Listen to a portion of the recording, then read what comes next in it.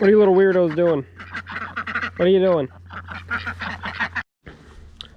What's up, guys? Welcome back to another video. Today we're going to be doing a couple little things to the orange truck. I'm going to show you guys why it passed inspection. I'll show you my floor is rotted pretty good. So I gotta, we're going to have to fix that. So today I'm just going to end up cutting out the rust, and I'll show you how bad that is in a second here. The other thing is, I'm kind of going to stop. Actually, these are those are my leaf springs for the Bronco.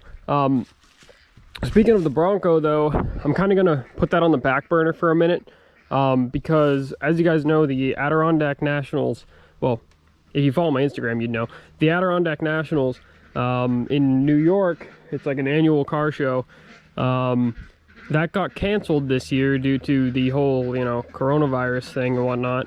So there's still a whole bunch of people that are going to end up going. I hope that it still has a good turnout. But the show itself is canceled, so it's kind of just going to be like, I don't know, people driving on the street and stuff, as long as the cops don't shut it down, and as long as the city doesn't, or the town doesn't lose their minds over there being a whole bunch of people there, which they shouldn't.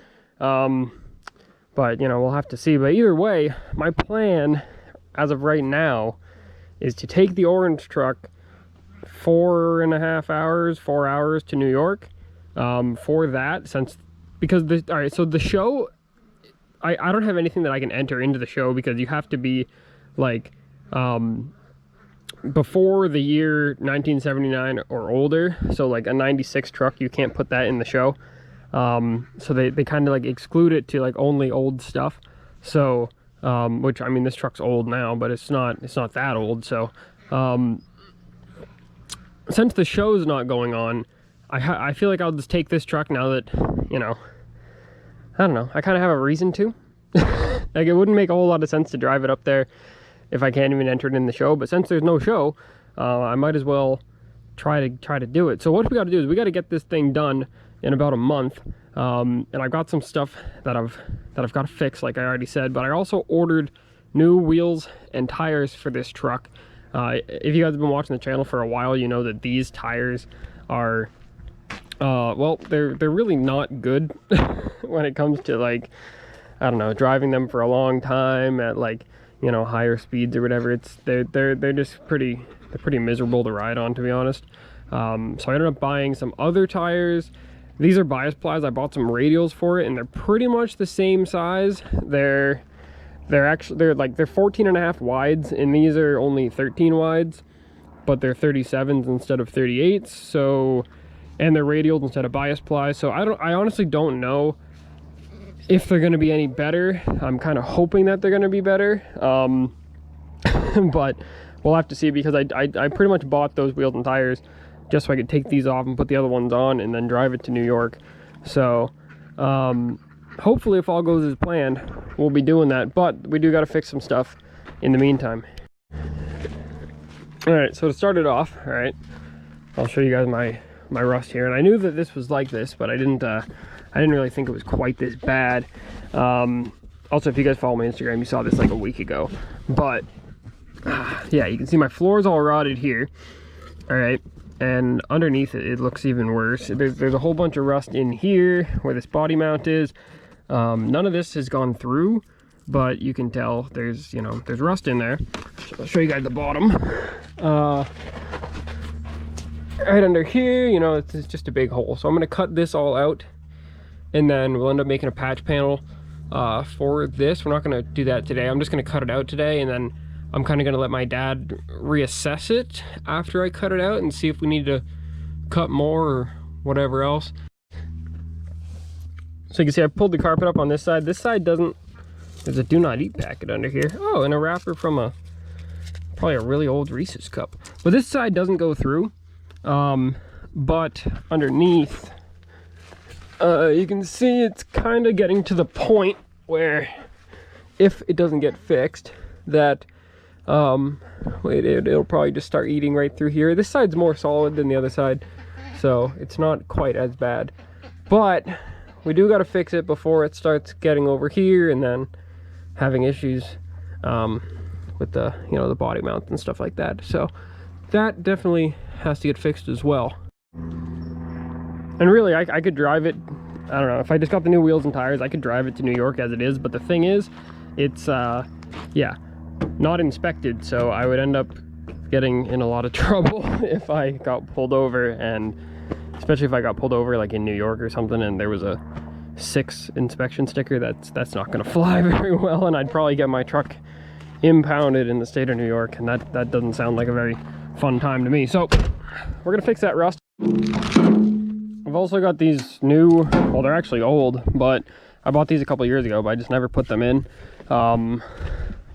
because when I bought this truck, it was already lifted, but I needed to buy leaf springs for it, so I just bought a whole lift kit for it so that I'd have like extra parts, because, you know, I needed the springs for the front, I needed the springs for the back, stuff like that.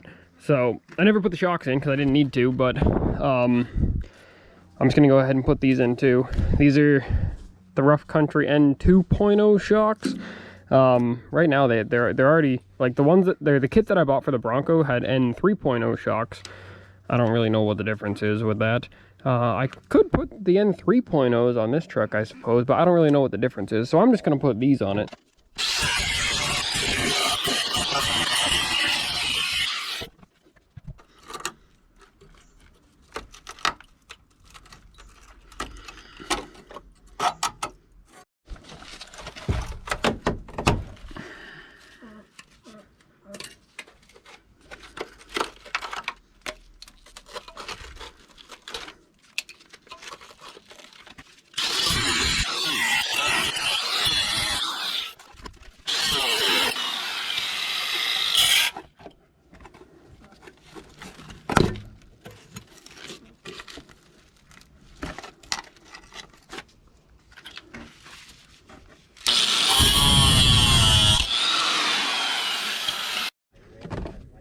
All right, well, I guess that's, you know, not too bad. I just kind of ground down the edges so we'd have somewhere to weld to. And there's 2 pieces here, by the way. Like, there's this, that's how, like, all right, so that's how, like, the rust got into here. It's because there's the floorboard piece, and then that meets this, like, other piece that's part of the firewall that goes up. All right. You can see there's that piece that goes up. So that's how all the rust ended up getting in here, because there's, yeah, there's actually supposed to, like, you know, there's holes there for like the e-brake cable and whatever else, and this is actually getting, like, I don't know, I kind of need to, really what I should do is take the body mounts out, jack it up a little bit, and sandblast the whole section right there. But I'm not going to do that today, but that's really what has to get done. This all has to get blasted, because it's all, you know, like, it's not through or nothing, but it's probably would be in another couple of years if I don't do anything about it, because of these holes, the e-brake cable and whatever that hole's for. So that all has to get sandblasted. Well, that side was easier because I really only needed to do like 2 cuts on it, and the other side was a little harder, you know, because this side it doesn't bust through to the floor, so it's really not that bad on this side. This side wouldn't have failed inspection, but you know, it's got to get fixed anyway. Well, we're at it. We might as well change these shocks out, because that doesn't really take too long. So, you know, it's just the 1 bolt up there, which is a 14. And the bottom one, I don't know what size that one is yet, because I didn't try it, but I'll tell you in a second when I get to that.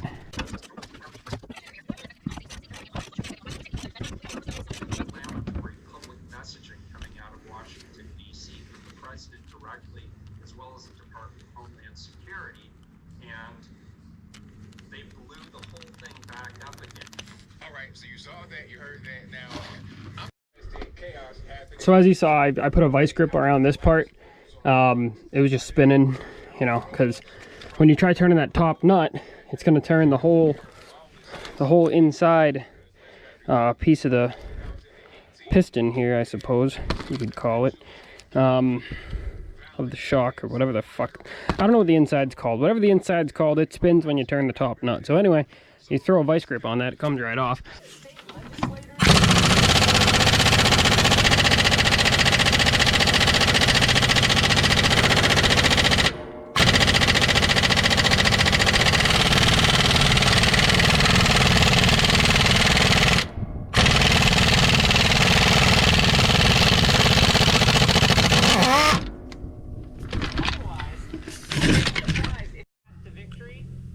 So Mac Impact came in really handy again, and I know, you know, you're not supposed to use the silver ones with the impact. You're supposed to use the black ones, but I don't have a, actually, I do have a black one right here. Maybe I'll use that one on the other side. Both sides were 19s, so I don't know if yours will be different or if mine were aftermarket bolts or whatever. But all right, hold on a second. There we go. Now we just gotta pull that bolt out, I guess.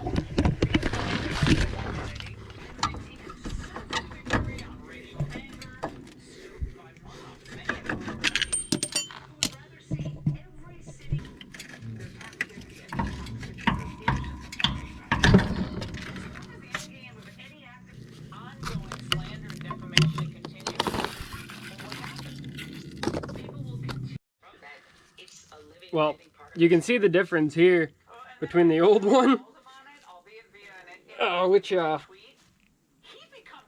yeah, that shouldn't be like that. And the new one, that comes back. Yeah, so these actually did need to be replaced. I didn't think they were that bad.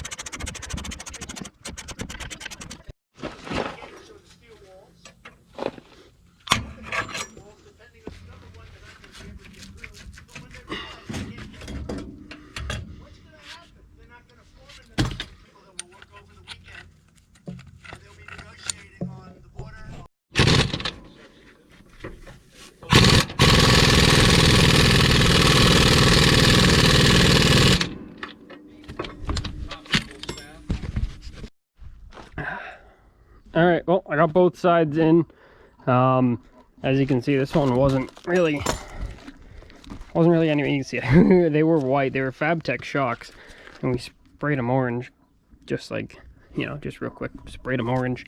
So the back sides were still white. Yeah, you can see this one not really any better. So really, the only thing that was making these shocks rebound is the springs pulling on them. So they were not doing their jobs. Really, these shocks, since they're not rebounding, is kind of working how a steering stabilizer is designed to work. So with shocks, you know, they're supposed to rebound and stiffen back up and everything on their own. With a steering stabilizer, it doesn't do that. It's supposed to give like even resistance, I suppose, throughout. So when you turn your wheel, like say you turn your wheel all the way to the left, if you had a shock that rebounded, it would, if the steering stabilizer was strong enough, it would just, say you turned your wheel all the way to the left, it would force your wheel back to the right. But that doesn't happen with a steering stabilizer. It's just meant to add some rigidity, I suppose, to the you know, to the steering up front. So that might have fixed our problem. Probably not. I'm sure there's other things that you know, are having that issue, but I want to get that issue fixed before I try to drive this thing to New York. So I'm sure there'll be more videos on you know, us fixing other stuff that it needs. Yeah, that's episode 1 of how I've neglected my truck. So this actually makes a lot of sense that these shocks are bad, because well, you can see on my tire that I have been having a lot of just like really bad cupping. All right, you can see, like, see this tread, it's low here, it's high here, and then the next one is high here and low over here. So, and it's like that throughout the entire tire on this side. Like that one's really bad. Look at that. Looks like it's freaking pointing into the wind, like, like it wants to, like it's a little ramp or something. And it's doing that on the other side as well. So that's actually, you know what, you can probably tell way better on this tire. This tire is actually a newer tire because I got one replaced. But you can see that there's like a lip there. So this one, well, that could also be because they're not overinflated, actually. You know what? That would kind of make sense if they were overinflated, but they're not. They're only at like 15 psi. But you can see this one has some cupping on it as well. Actually, pretty bad cupping here. When your shocks are bad and they don't rebound, what you're gonna have happen is your wheel's gonna hop, and you're gonna end up having cupping like that. So honestly, I kind of feel, I'm not inspected right now, all right? I'm not inspected, but I feel like taking it for a ride and seeing if the shocks changed anything. So that's what I'm gonna do, and we'll see if I get pulled over. All right, so I'm gonna take it like not even a mile away from my house. You know, I'm not gonna, I don't know. I drove a whole year and not registered one time on accident. You know, painted the truck and did all that stuff. That whole year, I completely forgot to register the truck, and then the next year comes around and I was like, oh, there's the neighbors. And the next year came around and I went to register it again, and I was like, well, shit, I have freaking 2016 stickers. You guys just missed it, but I pulled out of it. These tires are so freaking bad, dude. Like, they flat spot like crazy. So I pull out of the driveway and my steering wheel was going like this, like it was waving goodbye.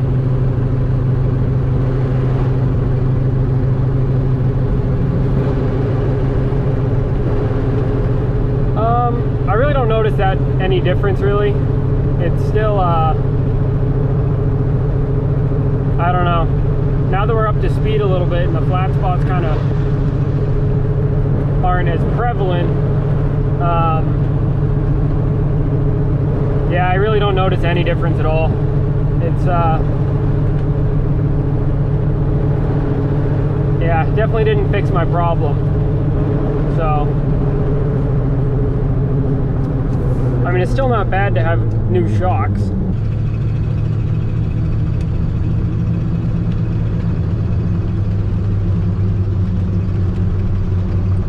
It does feel a little bit more planted now, though, when I turn sharply.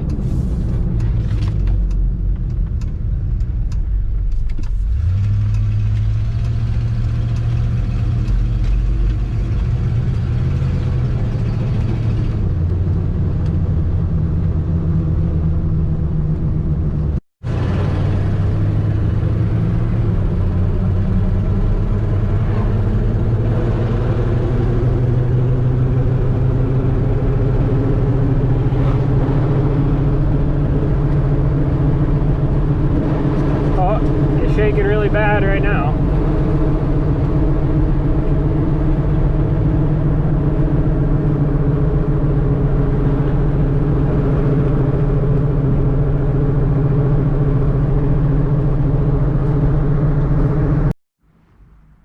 Well, it definitely feels better, you know, like driving it feels better, but the hop is still there. Like that's definitely not gone, but you know, like turning and stuff like that, it feels a lot more stable now, obviously, because the shocks that were in it were complete trash. So anyway, yeah, not fixed. My issue's not fixed, but the shocks are fixed. So anyway, that's gonna do it for today. If you guys enjoyed this video, or maybe if it taught you something, or maybe if you just liked watching me struggle, make sure to leave a like and subscribe, and I'll see you guys in the next one.